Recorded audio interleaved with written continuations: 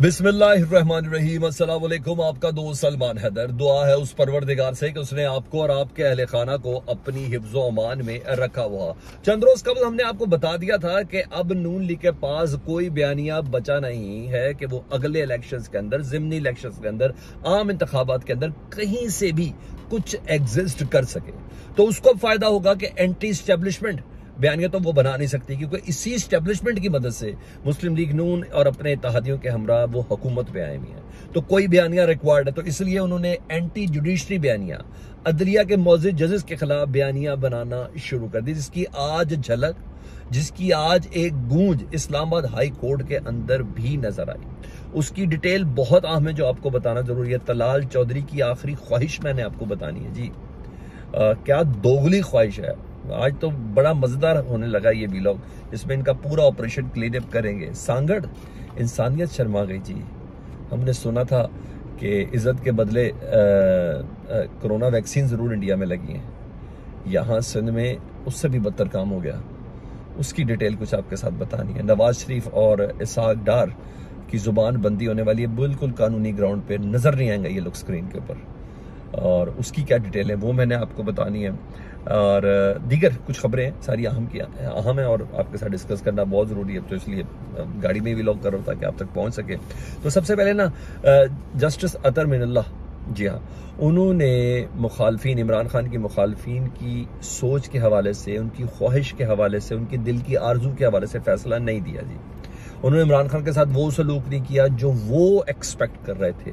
उनकी फप्ती नहीं कसी, उनकी सुबकी नहीं उड़ाई, उनका मजाक नहीं उड़ाया, उनकी नीज डाउन नहीं कराई। यही ख्वाहिश थी ना उनकी, वो उन्होंने किया नहीं, क्योंकि बयानिया ये पहले बना चुके थे इमरान खान के मुखालफिन। डेफिनेटली मरियम जो मीडिया मैनेज करती हैं और दीगर ये लोग बयानिया वो पहले बना चुके थे, और उनके मनपसंद सहाफ़ी, मनपसंद एंकर्स के इमरान खान तो फंस गया जी।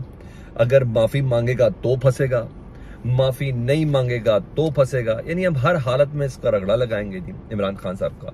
खातून जज की इज्जत पर हाथ डाला तो कोई छोटी बात थोड़ी है। तो इमरान खान साहब इस तरह के बयानिए बनाए गए, और जस्टिस अतर मिनल्ला साहब ने बिल्कुल दुरुस्त फरमाया इमरान खान से मुतालिक। मुझे तो ऐसी ही रिस्पेक्ट अदालत से तवक्को थी जो उन्होंने की कि आप बड़े लीडर हैं या छोटे लीडर हैं वो, अच्छा कौम आपको फॉलो करती है, एक बात गलत कही उन्होंने।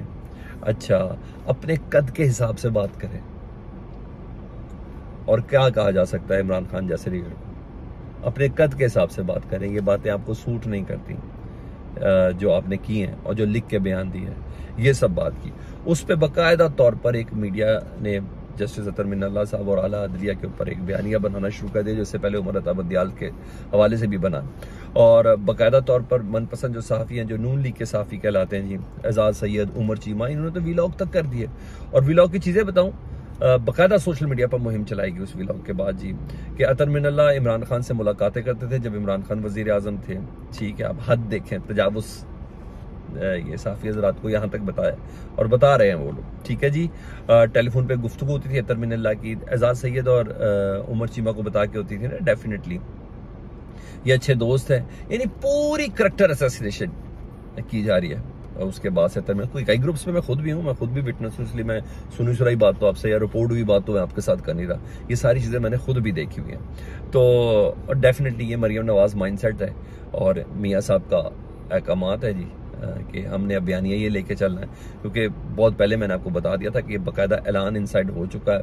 इसका सुहेल वड़ाई साहब प्रोग्राम में भी कह चुके हैं, जियो के ही प्रोग्राम में, और जियो के ही गेस्ट बन के शाहजेब खाजादा के जी नवाज शरीफ साहब ये करेंगे। तो ये पूरे इस प्लान का ऐसा, जिसपे नवाज शरीफ साहब का पहला बयान आ गया था सलाब के दिनों में कि मेरा भी कोई फैसला कर लें, मेरे केसेस पे इतनी देरी क्यों है। तो ये तमाम चीज़ें उस हिसाब से उस बयानिए के साथ साथ चल रही हैं। तो मरियम बीबी ने तराजू टेढ़ा कर दिया, शाही लतीफ़ साहब ने कुछ बोल दिया, इस तरह ये मुख्तलिफ चीज़ें साथ साथ चल रही। तो ये पूरा पैटर्न है, ये मैं आपको बता दूं, पूरी बाकायदा प्लान के साथ हो रहा है। ये बाकायदा तौर पर एक सोची समझी स्कीम है जिसके ऊपर अमल हो रहा है, जिन फुटस्टेप्स के ऊपर अमल हो रहा है जी। एंटी जुडिशरी और मियाँ नवाज शरीफ साहब इसको लीड कर रहे हैं, और तलाल चौधरी साहब हो गए, निहाल हाशमी हो गए, मरियम बीबी हो गई, और आबिद शेर अली हो गए, इस तरह के शाही लतीफ़ साहब हो गए। ये तमाम अफराद इसका एक हिस्सा हैं। नून लीग का नवाज ग्रुप, जी हाँ, ये उसका हिस्सा है जिसके बिना पर चल रहा है जी। आज अदालत में क्या हुआ, रजिस्ट्रार ने बताया होगा अतर मिनल्ला साहब को कि जी आपके खिलाफ ये सब बातें हो रही हैं, और आपको बाकायदा इमरान खान का दोस्त कहा जाता है, आपको कहा जा रहा है, आपसे मुतल्लिक खबरें ये चलाई जा रही हैं सोशल मीडिया पर कि आपने इमरान खान की तजलील क्यों नहीं की, इमरान खान से इतना रिस्पेक्टफुली बात क्यों की, उनको लीडर क्यों कहा। तो जस्टिस अतर मिनल्ला ने मुस्कुरा के कहा मुझे किसी के भी जुमलों से कोई फ़र्क नहीं पड़ता, और ये मेरे लिए नई बात नहीं है, ये 2018 से मेरे साथ हो रहा है, ठीक है, और इससे मुझे कोई फ़र्क नहीं पड़ता। जब मैं पीटीआई के ख़िलाफ़ फैसले देता हूँ, आधी रात को अदालतें खोलता हूँ, तब भी मुझे इसी तरह कहा जाता है कि मैं नून लीग की तरफ बहुत ज़्यादा हूँ। तो बहरहाल मेरे फैसले मेरे बताते हैं कि मैं किस तरफ हूँ, तो मुझे इन चीज़ों का कोई फ़र्क नहीं पड़ता, मुझे ऑलरेडी नॉलेज है। मुखालिफिन ने जो कहना कहते रहे, तो बड़े दिल का एक मुजाहरा किया अतर मिनल्ला साहब ने। तो बहरहाल ये एक पूरी साजिश है जो नून लीग और उनके तादी ने पनपी है, और जो वो एक बनाने की कोशिश कर रहे हैं, और इस हद तक बोली जा रहे हैं कि इस पर सोशल मीडिया पर आला अदलिया को, क्योंकि वो बयानिया है तो वो बयानिया ही लेके चल रहा है, और कुछ चीज़ तो इन्होंने लेके चलनी है, तो ये चीज़ है जी। मैं इससे पहले कि सांगड़ वाक़े पे आऊँ तो जरा सुन ले, एक और बात है जी। तलाल चौधरी साहब ने ख्वाहिश जाहिर की है कि अगर नवाज शरीफ को इजाज़त होती तो इमरान खान के खिलाफ 9 हलकों में उनके मद्दे मुकाबिल खड़े होते हैं, यानी 1-to-1 मुकाबला हो जाता, सॉर्ट ऑफ रेफरेंडम हो जाता अगर नवाज शरीफ को इजाज़त होती मुल्क में दाखिल होने की। अच्छा, हालांकि उनको कोई दाखिला पाबंदी नहीं है, इलेक्शन लड़ने की, क्योंकि वो नाअहल हैं।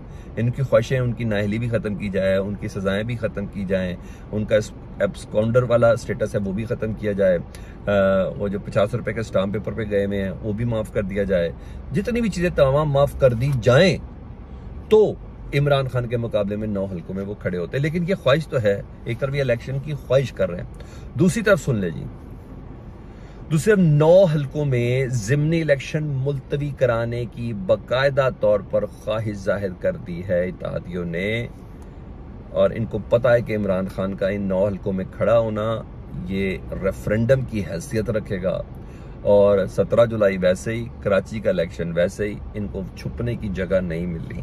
जो खबर मैं आपको दे रहा हूँ उसके मुताबिक 9 हल्कों में ज़िमनी इलेक्शन मुलतवी करवाने की कोशिश हो रही है, सैलाब का बहाना बनाकर मुलतवी करना चाहते हैं। इलेक्शन कमीशन ने अहम तरीन इजलास बुला लिया जी, और इस सिलसिले में बाकायदा पुश किया जा रहा है जी, और ये कहा जाए कि पानी बहुत ज़्यादा आ गया जी, और जिसकी बिना पर बोगस रिपोर्ट मंगवाई जाएगी कि इन हल्कों के अंदर पानी की ऐसी सूरत है, यहाँ इलेक्शन नहीं हो सकते, और जो कुछ भी है भागना है इलेक्शन से। एक तरफ कह रहे हैं कि काश ये ख्वाहिश में 5-6 सजाएं खत्म होनी है ना, ऑब्स्टिकल्स 5-6 नवाज शरीफ साहब की खत्म होनी है, लेकिन दूसरी तरफ ये इलेक्शन कमीशन को फोर्स करें कि 9 हल्कों में ज़िमनी इंतखाब ना हो।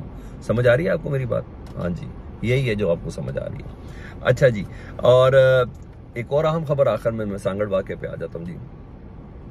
इसहाक डार और नवाज शरीफ साहब की तकारीर और जो उनका खिताब है और इसहाक डार के टीवी इंटरव्यूज़ हैं, इन पर पाबंदी लगने वाली है जी, बाकायदा तौर पर कानूनी ग्राउंड पर पाबंदी लगनी है कि दोनों सज़ा याफ्ता मुजरिम है जी, एक इश्तिहारी हैं जी, और कई केसेस में इनके खिलाफ दरख्वास्तें हैं, इनकी जायदादें कर हुई हुई हैं, और ये फ्रॉड लगा के 2-2, 3-3 महीने का कह के गए हुए हैं। एक प्राइम मिनिस्टर के जहाज़ पे बैठ के गए हुए थे, कमर दर्द होती है, फिर सही होते हैं, फिर आने की बात करते हैं, चीज़ें बेहतर नहीं होती, फिर उधर ही रहने की बात करते हैं। तो अदालत ने बहुत बार समन जारी किया। तो ऐसे शख्स, एक शख्स मियाँ मोहम्मद नवाज शरीफ साहब से मुतल्लिक वो सज़ा याफ्ता है, तो इसलिए उनकी तकारीर नहीं आनी चाहिए सामने, और ये बाकायदा तौर पर नोटिस जारी कर दिया गया और दरख्वास्त वसूल कर ली गई लाहौर हाई कोर्ट में।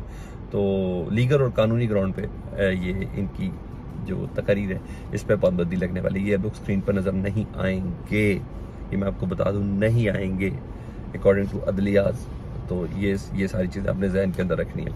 अब आ जाऊँ सांगड़ वाक़े पे। मैंने कोरोना के ज़माने में ना एक वीलॉग किया था, तो उसमें दिल्ली के मुलाका इलाकों में ना वैक्सीन के बदले में बदतमीज़ी की गई थी। तो मैं इसको इस तरह कहता हूँ कि कई नौजवान बच्चे वगैरह भी सुनते, तो मुझे गुफ्तगू में उसी तरह एहतियात करनी है। तो बदतमीज़ी की गई थी और वैक्सीन लगवाई गई थी, तो मैंने उसको रिपोर्ट किया था, जिसकी बिना पर इंडिया में हमारा चैनल बंद कर दिया गया, और आज भी इंडिया में सलमान हैदर ऑफिशियल नहीं चलता, बैन है। इसके अलावा कश्मीर की रिपोर्ट्स भी हमने की थी, और दूसरा खालिस्तान वाली मूवमेंट, तो हम इंडिया में बैन है। तो अब क्या मामला, सांगड़ में ये हुआ है, वडेरों की तरफ से जो इतला है कि राशन देकर वोट मांगने का तो हमने सुना था, ठीक है, वीडियो भी आ गई कि राशन के बदले कह रहे हैं वोट की कसम दें, और जारी बात है गुलाम बनाना है खाने के बदले, तो ऐसे ही होता है ज़माना जहालत के अंदर। लेकिन अब वडेरे क्या कर रहे हैं जी, राशन के बदले खातून बदतमीजी हुई है जी, और बहुत जाती की गई उनसे, और लगता है ये सिंध के वडेरे अपने आप को खुदा समझे हुए हैं, और कैसे कैसे जानवर हैं हमारे माशरे के अंदर।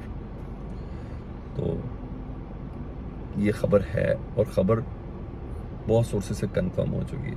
तो आईजी सिंध है गुलाम नबी मेमन साहब, उनकी इस पोस्टिंग पर इंसानियत शर्मिंदा होगी अगर उन्होंने कोई काम नहीं किया, कुछ अपनी आखिरत के लिए भी कर रहे हैं।